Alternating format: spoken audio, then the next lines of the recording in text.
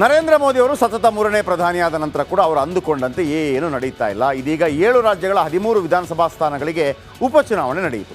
ಅದರಲ್ಲಿ ಬಿಜೆಪಿಗೆ ಭಾರಿ ಹಿನ್ನಡೆಯಾಗಿದೆ. 10ರಲ್ಲಿ ಇಂಡಿ ಕೂಟದ ಅಭ್ಯರ್ಥಿಗಳು ಗೆದ್ದರೆ 2ರಲ್ಲಿ ಮಾತ್ರ ಬಿಜೆಪಿ ಜಯಗಳಿಸಿದೆ. 1ರಲ್ಲಿ ಪಕ್ಷೇತರರು ಜಯಗಳಿಸಿದ್ದಾರೆ. 13 ಕ್ಷೇತ್ರಗಳಿಗೆ ಉಪಚುನಾವಣೆ ಬೇರೆ ಬೇರೆ ರಾಜ್ಯದ್ದು. 10ರಲ್ಲಿ ಇಂಡಿ ಮೈತ್ರಿಕೂಟ, 2 ಬಿಜೆಪಿ, 1 ಪಕ್ಷೇತರ. ಎಲ್ಲೆಲ್ಲಿ ಬಿಜೆಪಿಗೆ ಮುಖಭಂಗ ಆಗಿದೆ ಬನ್ನಿ ಹೇಳ್ತೀನಿ ನೋಡಿ. 13 ಕ್ಷೇತ್ರ. ಹಿಮಾಚಲ ಪ್ರದೇಶದ ಡೆಹರಾದಲ್ಲಿ ಕಾಂಗ್ರೆಸ್ಗೆ ಗೆಲುವು, ಬಿಜೆಪಿಗೆ ಸೋಲು. ಸಿಎಂ ಸುಕು ಪತ್ನಿ ಕಮಲೇಶ್ ಠಾಕೂರ್ಗೆ ಇಲ್ಲಿ ಜಯವಾಗಿದೆ ಇಂಡಿ ಕೂಟಕ್ಕೆ. ಆಮೇಲೆ ಹಿಮಾಚಲ ಪ್ರದೇಶದ ಡೆಹರಾದಲ್ಲಿ ಕಾಂಗ್ರೆಸ್ಗೆ ಭರ್ಜರಿ ಜಯವಾಗಿದೆ. ಹಿಮಾಚಲ ಪ್ರದೇಶದ ನಲ್ಗರ್ ಕ್ಷೇತ್ರದಲ್ಲಿ ಕಾಂಗ್ರೆಸ್ಗೆ ಜಯ. ಪಂಜಾಬ್, ಹಿಮಾಚಲ ಆದ ನಂತರ ಪಂಜಾಬ್ನ ಜಲಂಧರ್ ವೆಸ್ಟ್ ಪಶ್ಚಿಮದಲ್ಲಿ ಆಮ್ ಆದ್ಮಿಗೆ ಜಯ. 37,325 ಮತಗಳಿಂದ ಮೊಹಿಂದರ್ ಭಗತ್ ಅವರು ಜಯಗಳಿಸಿದ್ದಾರೆ. ಇನ್ನು ಪಶ್ಚಿಮ ಬಂಗಾಳದಲ್ಲಿ ಬಿಜೆಪಿಗೆ ದಯನೀಯ ಸೋಲುಂಟಾಗಿದೆ. ಬಂಗಾಳದ ಎಲ್ಲ 4 ವಿಧಾನಸಭಾ ಸ್ಥಾನಗಳಲ್ಲಿ ಬಿಜೆಪಿಗೆ ಸೋಲುಂಟಾಗಿದೆ. 4 ವಿಧಾನಸಭಾ ಉಪಚುನಾವಣೆ. ಎಲ್ಲಿ? ಮಾಣಿಕ್ತಲಾ, ಬಾಗ್ದಾ, ರಣಘಾಟ್, ರಾಯಗಂಜ್ ಇಲ್ಲಿ ಬಿಜೆಪಿಗೆ ಸೋಲಾಗಿದೆ. ಇನ್ನು ತಮಿಳುನಾಡಿಗೆ ಬನ್ನಿ. ತಮಿಳುನಾಡಿನ ವಿಕ್ರಮವಾಡಿಯಲ್ಲಿ ಡಿಎಂಕೆಗೆ ಜಯವಾಗಿದೆ.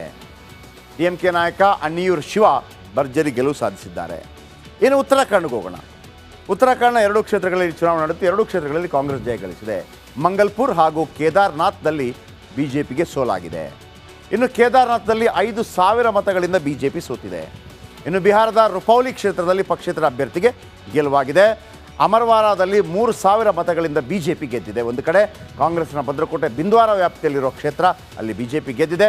ಮತ್ತು ಹಿಮಾಚಲ ಪ್ರದೇಶದ ಹಮೀರ್ಪುರದಲ್ಲಿ ಬಿಜೆಪಿಗೆ ಜಯ. 13 ಕ್ಷೇತ್ರ, 10ರಲ್ಲಿ ಇಂಡಿ ಕೂಟ, 2ರಲ್ಲಿ ಬಿಜೆಪಿ, 1ರಲ್ಲಿ ಪಕ್ಷೇತರ. 1,571 ಮತಗಳಿಂದ ಗೆದ್ದ ಬಿಜೆಪಿಯ ಪುಷ್ಟಿಂದರ್ ವರ್ಮಾ. ಇಷ್ಟೆಲ್ಲ ವಿಚಾರ ಆಯ್ತಲ್ಲ. ನೀವು ನಾಗರಹಾವು ಸಿನಿಮಾದಲ್ಲಿ ಹಾವಿನ ದ್ವೇಷ 12 ವರ್ಷ, ನನ್ನ ರೋಷ 100 ವರ್ಷ ಅಂತ ಒಂದು ಹಾಡು ಕೇಳಿದಿರಿ. ಇದು ಎಷ್ಟು ಸತ್ಯನೋ ಸುಳ್ಳೋ ಗೊತ್ತಿಲ್ಲ. ಪುಟ್ಟಣ್ಣ ಕಣಗಾಲ ಹಂಗೆ ತೋರಿಸಿದ್ರು ನಮಗೆ, ವಿಷ್ಣುವರ್ಧನ್ ಅವರನ್ನು ಹಾಕ್ಬಿಟ್ಟು. ಆದರೆ ಉತ್ತರ ಪ್ರದೇಶದಲ್ಲಿ ಒಂದು ವಿಚಿತ್ರ ಪ್ರಕರಣ ವರದಿಯಾಗಿದೆ. ಇಲ್ಲಿ 24 ವರ್ಷದ ಯುವಕನೊಬ್ಬನನ್ನು ಹಾವು ಬೆನ್ನತ್ತಿ ಕಚ್ತಾ ಇದೆ. ಆ ಥರನ ಹುಡ್ಕೊಂಡು ಬಂದು ಕಚ್ತಾ ಇದೆಯಂತೆ. ಈತ ಉತ್ತರ ಪ್ರದೇಶದ ಫತೇಪುರದ ವಿಕಾಸ್ ದುಬೆ ಎಂಬ ವ್ಯಕ್ತಿ. ಕಳೆದ 40 ದಿನಗಳಲ್ಲಿ ಹಾವು 7 ಬಾರಿ ಕಚ್ಚಿದೆಯಂತೆ ಅವನಿಗೆ. 7 ಬಾರಿ. ಇಂಥ ಒಂದು ವಿಚಿತ್ರ ಘಟನೆ ವರದಿಯಾಗಿದೆ. ಅವನೇ ಹೇಳ್ಕೊಂಡಿದ್ದಾನೆ, ಕೇಳಿಸ್ಕೊಳ್ಳಿ. 7 ಬಾರಿ ಕಚ್ಚಿದ ನಂತರ ಕೂಡ ಮಾತಾಡ್ತಿದ್ದಾನೆ. 34 दिन में मुझे 6 बार सांप ने काटा हुआ है। जब सांप काटता है तो हमें पहले से आभास हो जाता है कि आज हमें सांप काटने वाला है। अपने घर में सबको बता देते हैं कि आज के दिन हमें सांप काटेगा। इसके बाद में हमें इस महीने में 34 दिन में 6 बार सांप काट चुका है। सांप शनिवार और संडे सांप काटता है। ವಿಶೇಷ ಏನಪ್ಪ ಅಂತಂದರೆ ಶನಿವಾರ ಮತ್ತು ಭಾನುವಾರ ಮಾತ್ರ ಕಚ್ಚುತ್ತಂತೆ ಅದು.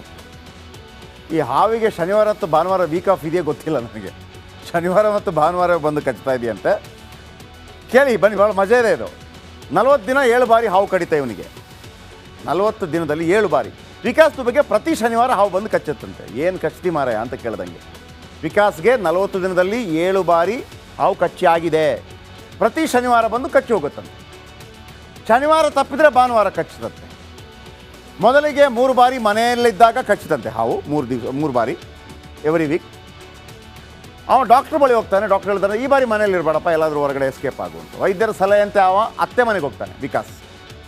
ಅಚ್ಚರಿ ಅಂದರೆ ಅತ್ತೆ ಮನೆಗೂ ಬಂದು ಹಾವು ಕಚ್ಚಿದೆಯಂತೆ. ಬಳಿಕ ಚಿಕ್ಕಪ್ಪನ ಮನೆಗೆ ಶಿಫ್ಟ್ ಆದನಂತೆ ವಿಕಾಸ್ ದುಬೆ. ಚಿಕ್ಕಪ್ಪನ ಮನೆಗೂ ಬಂದು ಹಾವು ಕಚ್ಚಿದಂತೆ.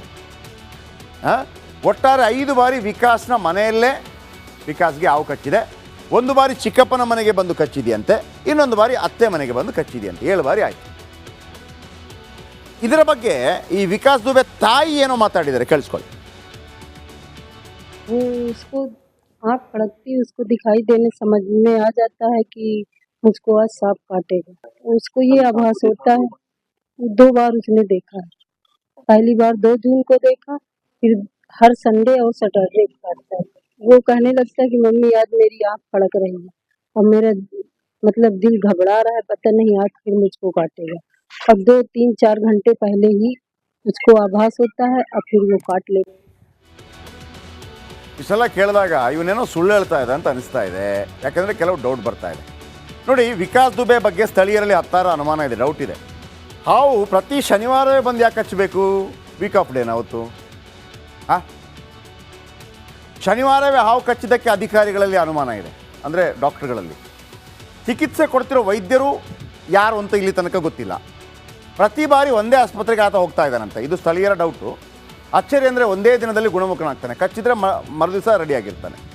ಈ ಎಲ್ಲ ಘಟನಾವಳಿ ಹಿಂದೆ ಏನೋ ಸಂಚು ಇದೆ ಅನ್ನುವಂಥದ್ದು ಸ್ಥಳೀಯರು ಹೇಳುವಂಥದ್ದು. ಇದೀಗ ಪ್ರಕರಣದ ಬಗ್ಗೆ ತನಿಖೆ ನಡೆಸ್ತೇವೆ ಅಂತ ಅಧಿಕಾರಿಗಳು ರೆಡಿಯಾಗಿದ್ದಾರಲ್ಲ. ವಿಕಾಸ್ ದುಬೆ ಕುರಿತ ಅನುಮಾನ ಇಲ್ಲಿಗೆ ನಿಲ್ಲೋದಿಲ್ಲ. ಆಮೇಲೆ ವಿಕಾಸ್ ದುಬೆ ಕನಸಲ್ಲಿ ಹಾವೊಂದು ಬಂದಿತ್ತಂತೆ. ನೋಡಪ್ಪ, 9 ಬಾರಿ ಕಚ್ಚಿ ಹೊರಟೋಗ್ಬಿಡ್ತೀನಿ, 9 ಬಾರಿ ಕಚ್ಚಿ ಹೊರಟೋಗ್ಬಿಡ್ತೀನಿ ಅಂತ ಹೇಳಿದೆಯಂತೆ. ಈಗ ಒಂದೇ ಇಂಥ ಒಂದು ಸುದ್ದಿ ಬಂದಿದೆ. ಮಾಡರ್ನ್ ಯುಗದಲ್ಲಿ ಇದನ್ನೆಲ್ಲ ನಂಬಬೇಕೋ ಬಿಡಬೇಕೋ ಗೊತ್ತಿಲ್ಲ. ಆತ ಹೇಳಿಕೆಯನ್ನಂತೂ ಕೊಟ್ಟಿದ್ದಾನೆ. ಹಾಗಾಗಿ ವೀಕೆಂಡ್ ಅಲ್ವಾ, ವೆರಿ ಇಂಟ್ರೆಸ್ಟಿಂಗ್ ಆಗಿರಲಿ. ಪ್ರತಿ ಸಲ ಕೂಡ ಭ್ರಷ್ಟಾಚಾರ ಎಷ್ಟುದ್ದು ತೋರಿಸೋದು. ಅದಕ್ಕಾಗಿ ಈ ಸ್ಟೋರಿ ನಿಮ್ಗೆ ತೋರಿಸಿದೆ.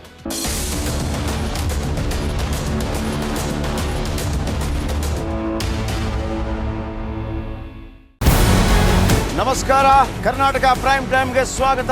ನಾನು ಜಯಪ್ರಕಾಶ್ ಶೆಟ್ಟಿ. ಇಡೀ ಕರುನಾಡು ಇವತ್ತು ರೆಬೆಲ್ ಆಗಿ ನಿಂತಿದೆ. ಈ ಹಗರಣಗಳನ್ನು ಸದನದಲ್ಲಿ ಪ್ರಸ್ತಾಪ ಮಾಡಲು ಕೂಡ ಕಾಂಗ್ರೆಸ್ ಹಿಂದೇಟು ಹಾಕಿದ್ದೇಕೆ? ನಿಮ್ಗೆ ಸಂಬಳ ಅದಕ್ಕೆ, ನಿಮಗೆ ವಾಹನ ಅದಕ್ಕೆ, ನಿಮಗೆ ವೆಪನ್ ಅದಕ್ಕೆ, ನೀವು ಅದನ್ನು ಸೆರೆ ಹಿಡಿಬೇಕಾಗಿತ್ತು. ನೀವು ವಿದ್ಯುತ್ ಬರ ಇದೆ ಅಂತ ಹೇಳ್ತಾ ಇದ್ದೀರಿ, ಎಲ್ಲಿ ಬರ ಇದೆ ನೀವು ಹೇಳಬೇಕು. ಪಾಕಿಸ್ತಾನ್ ಆಕ್ಯುಪೈಡ್ ಕಾಶ್ಮೀರ್ ಅದು ಎಂದೆಂದಿಗೂ ನಮ್ಮದು.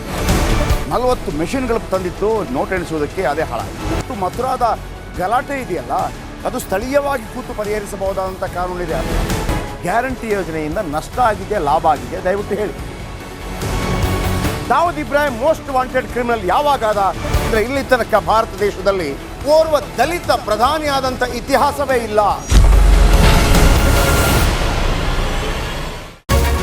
ರಿಪಬ್ಲಿಕ್ ವರ್ಲ್ಡ್ ಆಪ್ ಇದು ಕೇವಲ ಅಪ್ಲಿಕೇಶನ್ ಅಲ್ಲ, ಸಮಗ್ರ ಸುದ್ದಿಗಳ ಸಂಪರ್ಕ ಮಾರ್ಗಕ್ಕೆ ಕ್ರಾಂತಿಕಾರಿ ಬದಲಾವಣೆ. ರಿಪಬ್ಲಿಕ್ ವರ್ಲ್ಡ್ ಆಪ್ ಕೇವಲ ಸುದ್ದಿ ಅಪ್ಲಿಕೇಶನ್ ಅನ್ನ ಪರಿಚಯ ಮಾಡ್ತಾ ಇಲ್ಲ, ಬದಲಾಗಿ ಡಿಜಿಟಲ್ ಸುದ್ದಿ ಬಳಕೆಯ ಹೊಸ ಯುಗಕ್ಕೆ ನಾಂದಿ ಹಾಡ್ತಾ ಇದೆ. ಇದೊಂದು ಬ್ರೇಕಿಂಗ್ ನ್ಯೂಸ್, ಪ್ರಭಾವಶಾಲಿ ಕಾರ್ಯಕ್ರಮಗಳಿಗೆ ಗಟ್ಟಿಯಾದ ವೇದಿಕೆ. ರಿಪಬ್ಲಿಕ್ ವರ್ಲ್ಡ್ ಅಪ್ಲಿಕೇಶನ್ ಈಗ ಲೈವ್ ಆಗಿದೆ. ಗೂಗಲ್ ಪ್ಲೇ ಸ್ಟೋರ್ ಮತ್ತು ಆಪಲ್ ಆಪ್ ಸ್ಟೋರ್ ಎರಡರಲ್ಲೂ ಲಭ್ಯವಿದೆ. ಈಗಲೇ ಡೌನ್ಲೋಡ್ ಮಾಡಿ.